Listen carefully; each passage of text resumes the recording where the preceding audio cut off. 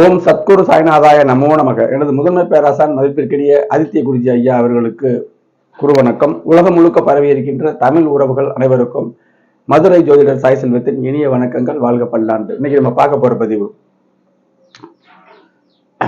அஞ்சுக்கு உடையவன் திசை, ஐந்தாவதாக வரக்கூடிய தசை. இதை பற்றி தான் விளக்கம் கொடுக்க போறேன். பொதுவாக என்னுடைய ஜோதிட ஆபீஸ்ல எனது மேன்மிக்க ஆசானவர்களுடைய கிரக பாவக சுபத்துவ பாவத்துவ சூட்சும ஒரு கோட்பாட்டை அடிப்படையாக வச்சுதான் ஜாதக பலன் சொல்றேன். அதுலதான் பலன் இருக்கு. கோல்சாரத்துல அதான் பார்க்கணும். திருக்கணிதம் தான் கரெக்ட். வாக்கியம் துல்லிதமற்றது, பலன்கள் வராது. இது உறுதியானது. எடுத்த உடனே சொன்னா, ஏதாவது புத்தகத்துல பார்த்து சொன்னா, எனக்கு என் சம்பந்தமா நான் கேள்வி கேட்கும்போது, வேறொரு தொழில இருக்கும்போது கேள்வி கேட்டேன். அப்ப குறிச்சி ஐயா எனக்கு அழகா பதில் சொன்னாரு. இதுதான் உங்களுக்கு தொழில். வாக்கிய பஞ்சாங்கத்துல அனுப்பியிருந்தேன். அது வரைக்கும் வாக்கிய பஞ்சாங்கம் தான் அப்படின்னு நினைச்சுக்கிட்டு இருந்தேன்னா அதுலதான் அனுப்புனேன். திருக்கணிதத்துக்கு மாத்தி அதுலதான் பலன் சொன்னாரு. அதுதான் இப்ப இது வரைக்கும் இன்னைக்கு வரைக்கும் ஒவ்வொரு நிகழ்ச்சியும் நடந்துகிட்டு இருக்கு.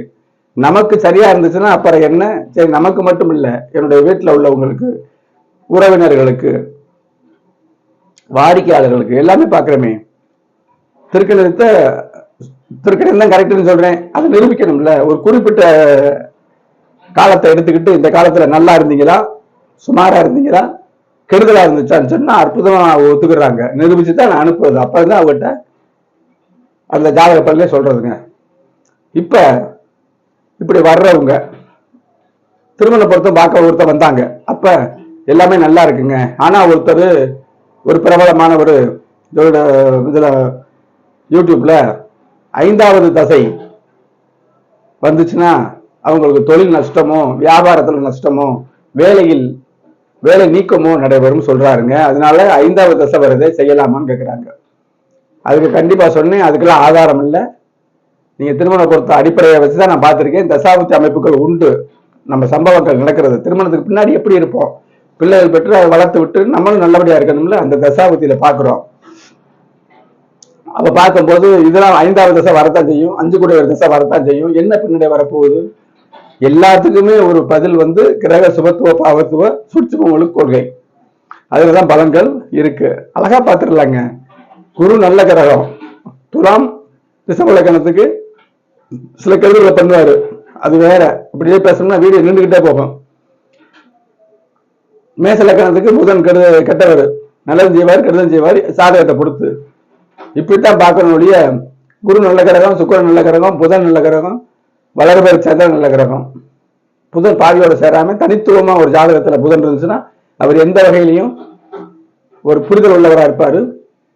லக்கணத்துல இருந்துச்சுன்னா ரொம்ப டேலண்டா இருப்பாரு. அப்சர்வேஷன் பவர் ஜாஸ்தியா இருக்கும். இப்படிலாம் ஒரு விஷயத்த நம்ம சொல்லவே முடியாது. அது அப்படியே தொடரா போய்கிட்டே தான் இருக்கும். சனி முழுக்க முழுக்க பாக்குற எந்த லக்கணமா இருந்தாலும் சரிதான். அவருக்கு தோதான லக்கணம் இருக்கு பாருங்களேன். ஆதிபத்திய விசேஷம் உள்ள லக்கணம் வெளிச்சமா இருந்தா கெடுதல் பண்ணாம சில நன்மைகளை செய்வாரு. அந்த நன்மைகள் கூட போற்றத்தக்கதாக இருக்காது. மதுபான தொழில் வச்சு செய்வாரு. அது மனசாட்சிப்படி எப்படிங்கிறத நீங்களே முடிவு பண்ணிக்கிறீங்க. அதுல காசு வர்றது ஒரு நல்ல அமைப்பான்னு பார்க்கணும். இப்படிலாம் இருக்குதுங்க. இப்ப விஷயத்துக்கு வருவோம். அஞ்சாம் அதிபதி தசை, அஞ்சு குடையவர் தசை வந்துச்சுன்னா தொழில் நட்டம், வேலை இழப்பு ஏற்படும், வியாபாரத்துல சிக்கல் ஏற்படும் சொல்றாரு. ஐந்தாவது தசை பருவத்துல உள்ளவங்களுக்கு தான் வருமா? 30 வயசுக்கு மேலதான் வருமா?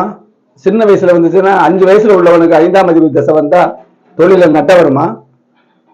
அதை கூட அவர் அதில் சொல்லல அப்படின்னு வாடிக்கையாளர் சொன்னாங்க. வயசுக்கு தகுந்த பலன்கிறதை விட்டுட்டாரு, சுபத்துவ பாவத்துவத்தை விட்டுட்டாரு.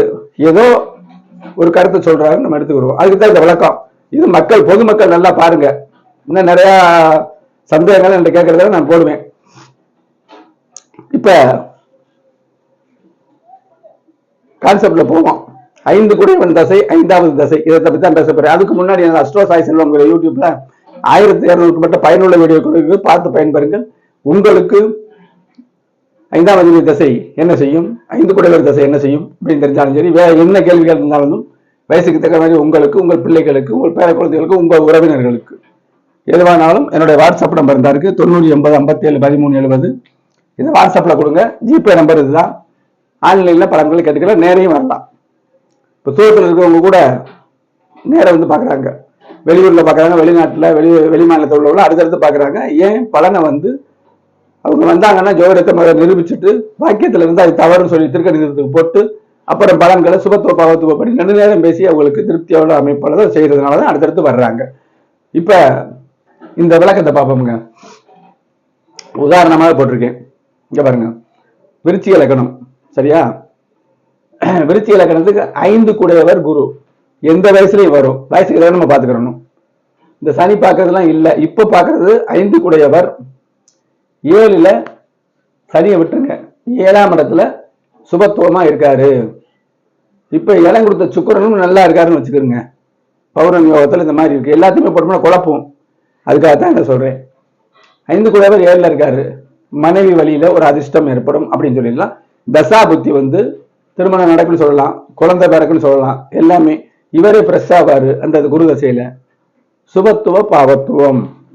இங்க வந்து சனி இதை எடுத்துருங்க, இதை அடுத்ததுல சொல்ல போறேன். அப்ப இந்த குரு 7ல இருக்கும்போது நல்லதுதானே செய்யும்.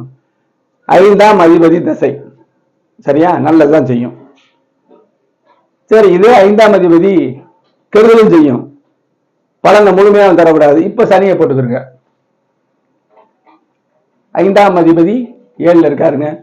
ஒரு பாவக கெடுதல் நல்லது, பாவக சுபத்துவ பாவத்துவம். 5 கூடையுடைய 5ஆம் அதிபதியுடைய தசை நடந்துகிட்டு இருக்கு. அவருடைய வீடுகளையும் பார்க்கணும். இந்த வீட்டுல ஒண்ணும் இல்லை, புதனுடைய பார்வை தான் இருக்கு, நல்லது. இப்ப இந்த இடத்துல சனி இருக்குல்ல, சனி கெடுதல் கிடையாது தானே, பலனை குறைக்கும். சரி, பலனை குறைச்சிட்டு 3ஆம் பார்வையா அந்த குருவை பார்க்கிறாரு. அப்ப இது கெடுதல் தரும்ல. குருதச சனி புத்தி, குருதச சனி புத்தி இந்த மாதிரி அமைப்புகள்ல மற்ற விளக்கங்கள்லாம் இருக்கு. அதுல பார்த்துட்டு இதை சொல்லணும். இது குறைபாடு செய்யும். அப்ப 5 கூடையவர் தசை நன்மையும் செய்யும். நம்ம ஜாதகத்துல சுபத்துவ பாவத்துவப்படி கெடுதலும் நடக்கும் அப்படின்னு அர்த்தம். சரி, இங்கே செவ்வாய் இருக்காரு வச்சுக்கோங்க. உதாரணத்துக்கு இதெல்லாம் மறந்துருங்க. இங்கே செவ்வாய் இருந்து இங்க சனியோட நேருக்கு நேர பார்த்து சனி கடுமையாக இருந்து 3ஆம் பார்வையை பார்த்தாருன்னா இன்னும் குருதசை மோசம் செய்யும். இதுதான் சுபத்துவ பாவத்துவம்.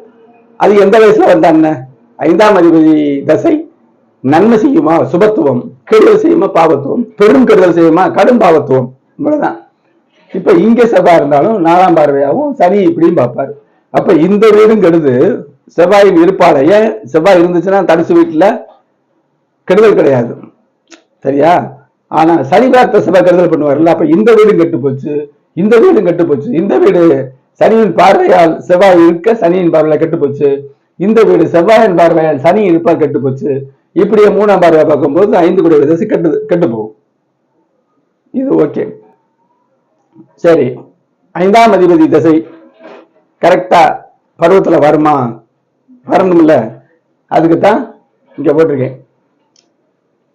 உத்தர நட்சத்திரத்துல பிறக்க சிம்ம ராசி, உத்தர நட்சத்திரம், சூரியன் சந்திரன் செவ்வாய் ராகு வியாழன் 5வது தசையா வரும். 5 கூடிய தசையை விட்டுருங்க, 5வது தசையாகவும் வரும். இந்த உத்தர நட்சத்திரமா இருந்தால் சூரிய உத்தரம் அஸ்தம் சித்திரை சுவாதி விசாகம் குருவின் தசை வரும்ல.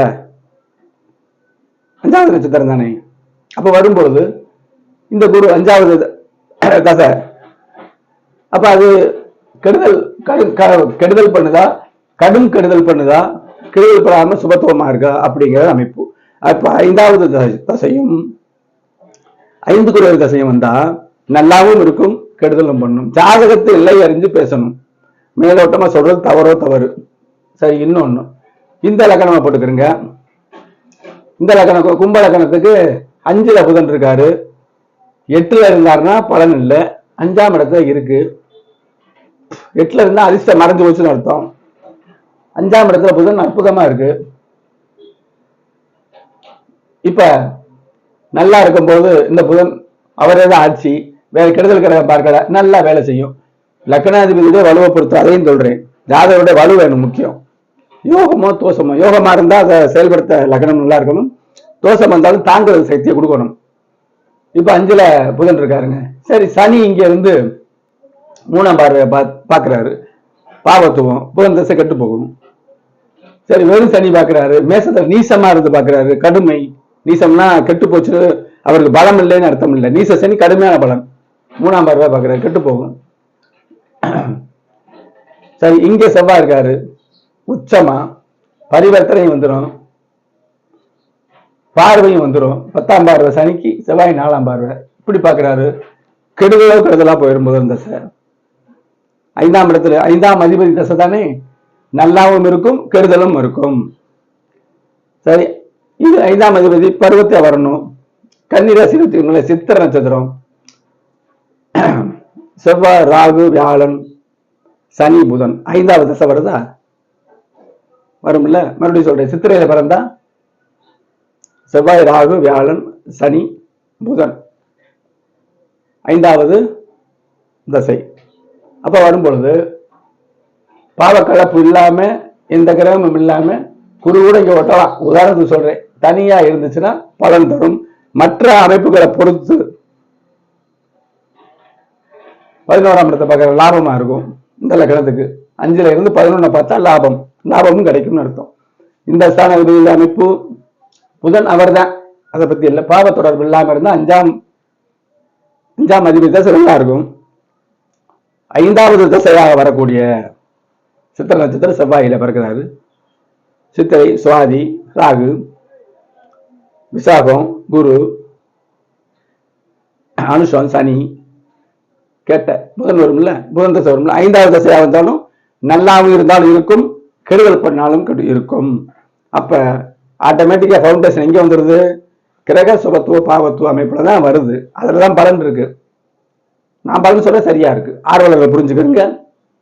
தொழில்முறை ஜோடர் கூட இந்த சுபத்துவ பாவத்துவ முறைக்கு வாங்க, அற்புதமா பலன் பார்க்கலாம். பேரும் கிடைக்கும், புகழும் கிடைக்கும். பொதுமக்கள் நல்லா பாருங்க.